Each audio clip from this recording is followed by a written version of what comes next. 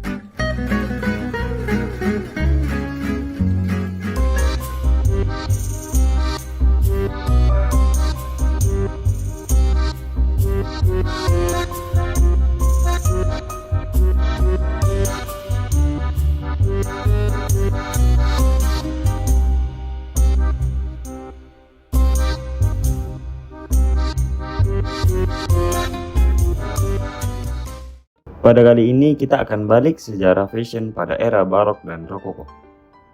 Perancis mengingatkan kita pada pakaian-pakaian mewah yang bersulam, berenda, dan dijahit dengan pola yang rumit serta menggunakan rok yang mengembang. Dan yang paling menonjol adalah bagian wig yang berwarna gelap pada era awal ini dan untuk pria berbentuk ikal panjang. Barok memiliki arti yang sulit untuk diidentifikasi. Banyak sekali pendapat yang berbeda-beda dari berbagai sumber. Kata barok berkaitan dengan aktivitas kerajinan batu berlian. Kian lama istilah barok mengalami pergeseran makna. Praktisnya, istilah barok juga diartikan sebagai bentuk elaborasi sesuatu dengan sesuatu lainnya yang memiliki banyak sekali detail.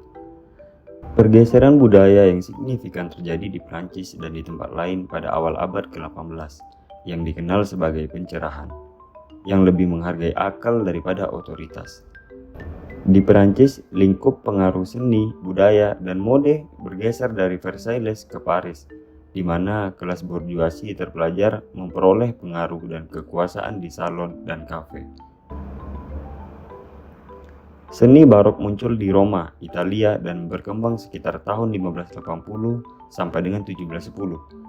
Gaya barok dikaitkan dengan menguatnya kekuasaan kepausan sebagai pimpinan tertinggi agama Katolik di dunia, dalam hal agama, politik, dan juga kesenian.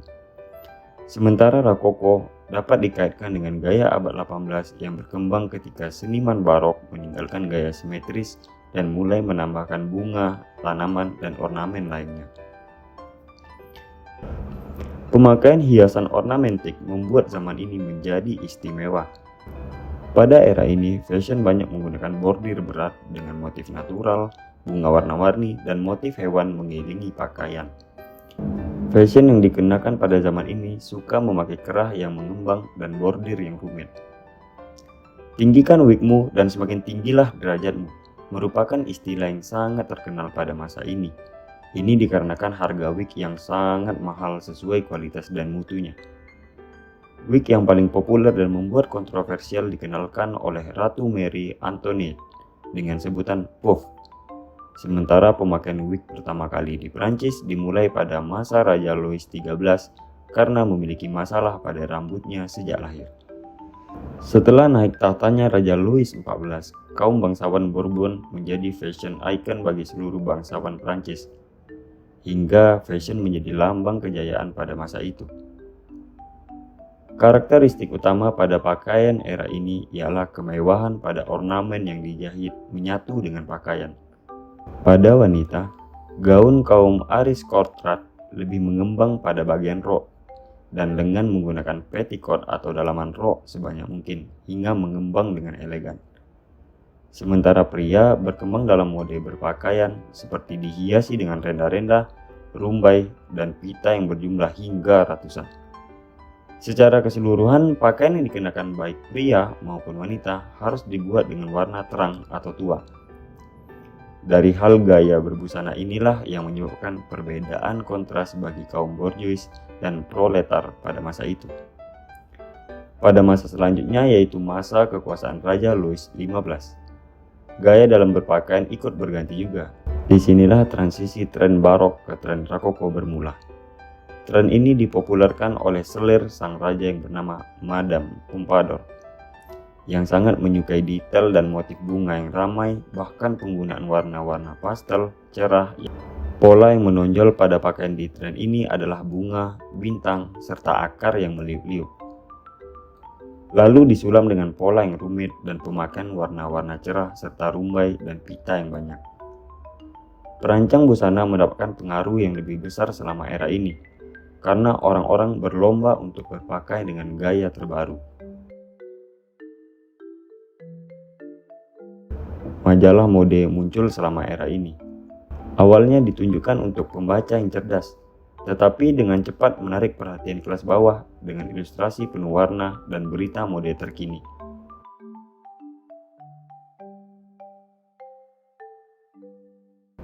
Meskipun industri fashion hancur sementara di Prancis selama revolusi, negara-negara Eropa lainnya tetap berkembang, terutama Inggris.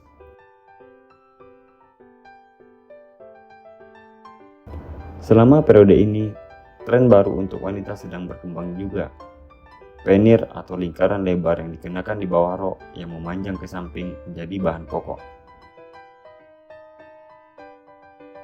Penir yang sangat lebar dikenakan untuk acara-acara formal, sementara penir yang lebih kecil dikenakan dalam suasana sehari-hari. Pinggang yang ketat dibatasi oleh korset memberikan kontras dengan rok lebar. Garis leher yang menjuntai juga menjadi hal yang normal. Rok biasanya dibuka di bagian depan untuk menampilkan rok dalam.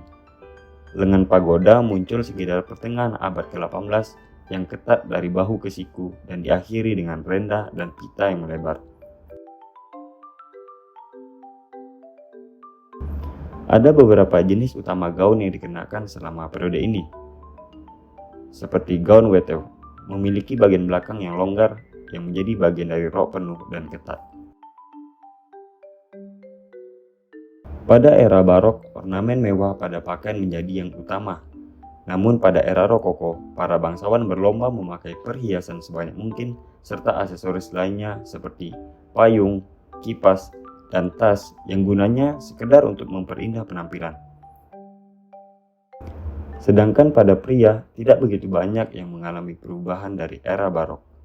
Hanya sedikit penambahan seperti adanya pita dan rumbai. Serta juga warna-warna menjadi lebih cerah seperti pastel.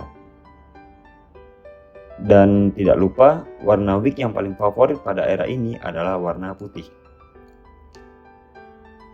Era rokoko didefinisikan oleh aspek-aspek yang tampak kontras, kemewahan dan pencarian kesederhanaan, warna-warna terang, dan bahan-bahan berat bangsawan dan borjuis.